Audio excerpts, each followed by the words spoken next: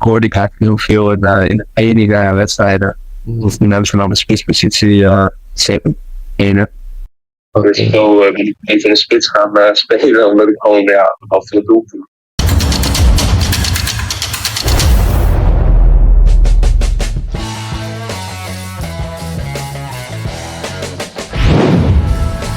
Topskor nomor 2 Liga Belanda sampai mohon-mohon untuk dinaturalisasi agar bisa membela timnas Indonesia.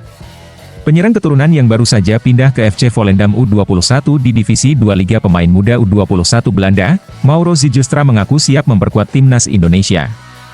Mauro Zijlstra mengklaim sempat masuk daftar penyerang yang diincar PSSI untuk dinaturalisasi agar bisa membela timnas Indonesia.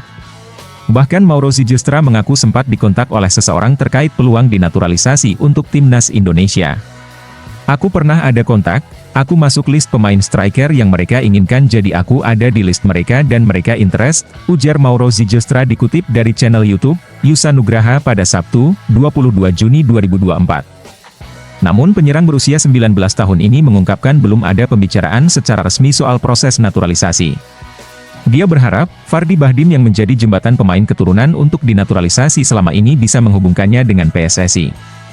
Apalagi, Mauro Zijlstra percaya diri dengan statistik yang ditunjukkannya musim lalu bersama NEC Nijmegen U21.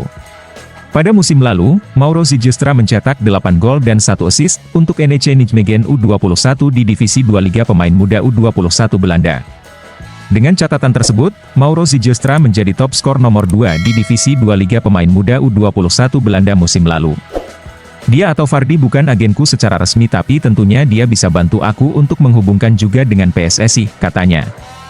Aku punya statistik yang bagus dan menjalani musim yang bagus. Aku pikir aku bisa bermain di sana kalau mereka undang aku. Aku pikir aku juga pemain yang menarik untuk dipantau, ucapnya. Selain itu, dia mengungkapkan PSSI tidak harus mengundangnya langsung ke Jakarta untuk membahas soal naturalisasi. PSSI, kata dia, bisa menyaksikan kemampuannya terlebih dahulu sebelum mengambil keputusan. Mereka nggak harus langsung undang aku, mereka bisa nonton aku dulu kalau mereka mau dan aku sangat terbuka, ucapnya. Mauro Zijlstra menyebut PSSI tidak perlu terburu-buru untuk menaturalisasinya. Pasalnya, semakin bertambahnya usia dan pengalaman bermain di level tinggi, maka kemampuannya pun akan semakin bertambah.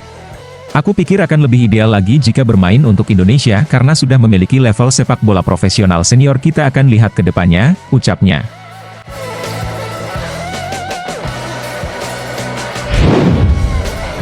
Robby Gaspar bicara perkembangan timnas Indonesia dan perbedaannya dengan Australia. Masih ingat Robby Gaspar? Bagi penggemar setia Liga Indonesia, Robby Gaspar bukan nama yang asing. Dia pernah memperkuat Persita Tangerang tahun 2005 sampai 2006, Persiba Balikpapan tahun 2006 sampai 2009, Persema Malang tahun 2009 sampai 2011, dan Persib Bandung tahun 2011 sampai 2012. Saat masih bermain, Robby Gaspar berperan sebagai gelandang dan bisa dibilang menjadi salah satu playmaker terbaik saat itu. Lama menghilang, legenda beruang madu berpaspor Australia itu masih terlihat segar bugar saat menjadi tamu di kanal YouTube Bicara Bola besutan Akmal Marhali belum lama ini. Dari sekian topik menarik, Robby Gaspar ikut angkat suara terkait potensi timnas Australia bersua Indonesia di babak ketiga kualifikasi Piala Dunia 2026 zona Asia. Indonesia lolos ke babak ketiga setelah pada laga terakhir di grup F sukses mengalahkan Filipina 2-0.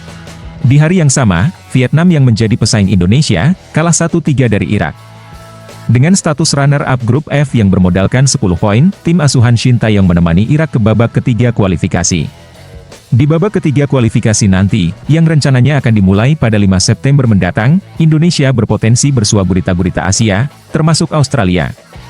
Sebelum ke tim senior, Robby Gaspar lebih dulu memuji timnas Indonesia U23 yang mampu mengalahkan Australia lalu melaju hingga ke semifinal. Saya tidak kaget dengan kekalahan itu. Saya melihat timnas Indonesia sudah lebih maju, lebih profesional, dan punya beberapa pemain naturalisasi. Saya juga melihat sepak bola Australia ada periode transisi, kita ada beberapa masalah yang harus kita selesaikan, katanya.